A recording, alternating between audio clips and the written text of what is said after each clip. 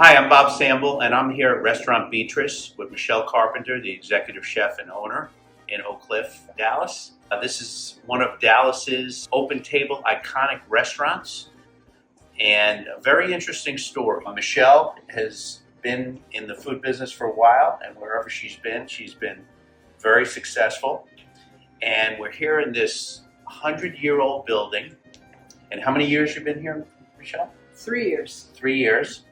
And so to get started, just tell everyone how you got started in the food business. I mean, is that what you always wanted to do? Or, I always like to say, in your sixth grade career day, did you stand up and say, I want to own a restaurant? Definitely not. So when I was in college, I was trying to make a little bit of money. I worked, of course, in a restaurant, just like most people do. And there was a sushi chef that saw me and said, let me see your hands, and pointed at me and said, you need to be a sushi chef. And I never thought about it. And I don't know, something went off in my brain. So what do you see in your hands? I don't know. I think maybe... the way you handle a knife, maybe?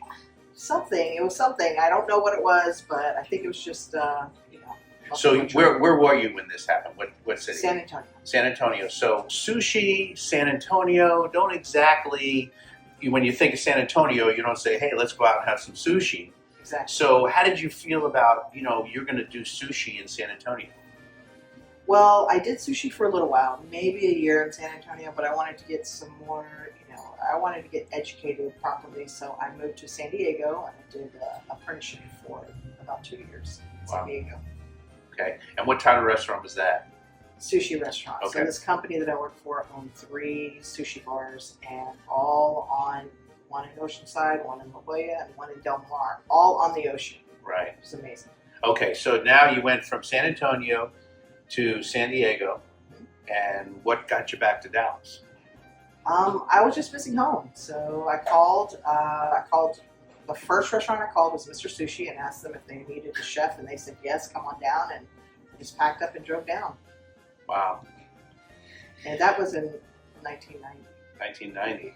How many years did you spend in the sushi business? And then after being that long in the sushi business, what made you kind of think about what you're doing now? Because this restaurant, we're going to get into it a little later, is more than just a restaurant. You have started a restaurant. You've made that successful, and then you're successful in a lot of other ways that restaurateurs don't necessarily think about. So you're in the sushi business, and what got you the itch to do Restaurant Beatrice? Well, I've been a sushi chef for 36 years, and I think during the pandemic, I kind of felt like I wanted to sort of explore my other side. I'm half Japanese, half Cajun. And it was really important to me. We had a lot of time to think, restaurateurs back then. Yeah. And it was just something, I was just compelled to do it, and I had to do it. I made it happen. So as soon as the pandemic sort of slowed down, I put in, a lot of my energy and planning into opening this restaurant. Wow. And so you went from sushi to Cajun, and I'm still with sushi. You still put a little sushi in there, right? Well, not here, but my other restaurant. Oh, okay. All right. And what's the name of that restaurant? Zen Sushi. Okay. In the Bishop Arts. Oh, wow. Okay. That's been around for 18 years. Right, yeah. So I didn't even know that. Okay, wow. So let's talk about Restaurant Beatrice, because you were picked as an iconic restaurant after not being around for a long time, which I think is an amazing accomplishment. And you're featuring Cajun cooking, and which is near and dear to your heart. And so when you found this building and then you decided to do it, tell me how it started. And was it easy? Was it hard? What was good and bad and surprising when you got this going? Well, it was very easy compared to my first experience with Zen Sushi, which was 18 years ago. That was very hard. It took me almost a year to open that restaurant. I had a little bit of experience, so this one wasn't as difficult, but when this building came up on the market, I just thought it was perfect. I kind of had a vision for like a small house to put my grandmother's cooking in. I love the patio. We rebuilt the patios to sort of mimic our, just my experience in Louisiana. And, we've only been here for 3 years, but, being an icon restaurant, I think it's not about how long you've been around, but what kind of impact that, we're having on the dining scene in Dallas. You're in the Oak Cliff neighborhood, which can be challenging. It's gone through a lot of changes, all for the good in a few years. And when people like you take a chance on it, it really helps it a lot. Tell me, the neighborhood's changed since you started, right?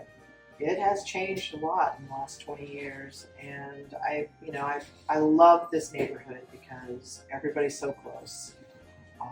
There's a lot to offer. In 20 years, we've added, over 100 restaurants just in this little area here. And I think people have taken notice that, we are a dining, mecca really in Dallas.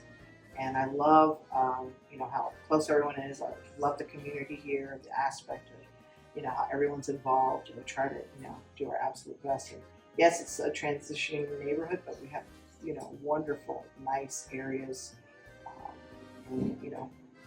We deserve nice restaurants too. Yeah. Well, I think that years ago people were a little hesitant to come in here, and now people think nothing of driving to Oak Cliff for a good restaurant. Right. It's very easy. We're located just 2 miles outside of downtown Dallas.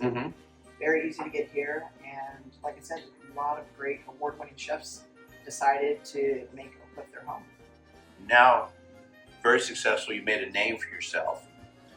And when you read about you, there's some things that come up. I was very impressed. Mentioned with James Beard in 2023. Quite an accomplishment. OpenTable icon.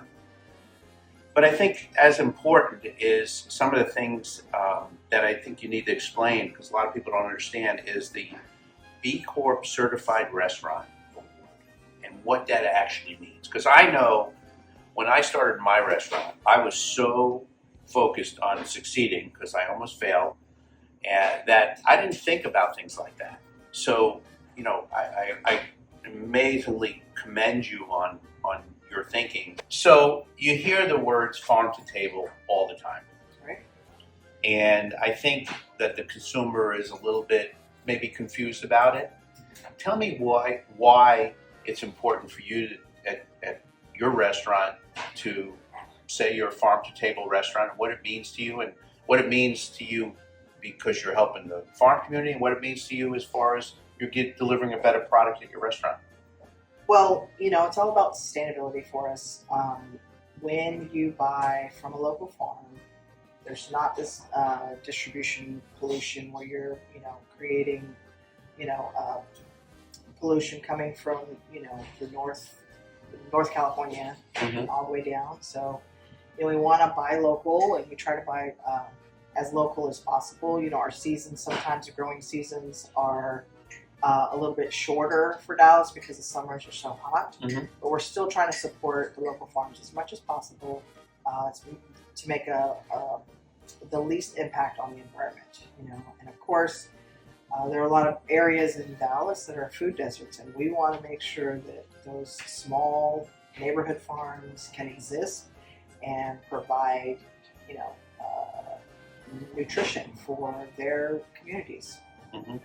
Well, listen, you've set a great example for young restaurateurs, for old timers like me who don't naturally think about that stuff, and it's very important. And I think that the restaurant community needs to do that, and I commend you for that, because that's great. And you can still run a successful restaurant or a profitable restaurant. So I'm looking forward to tasting some of your food. Now, I think they just brought me a drink. What is this drink that I'm drinking? It's a bouquet. Okay, and what's in it?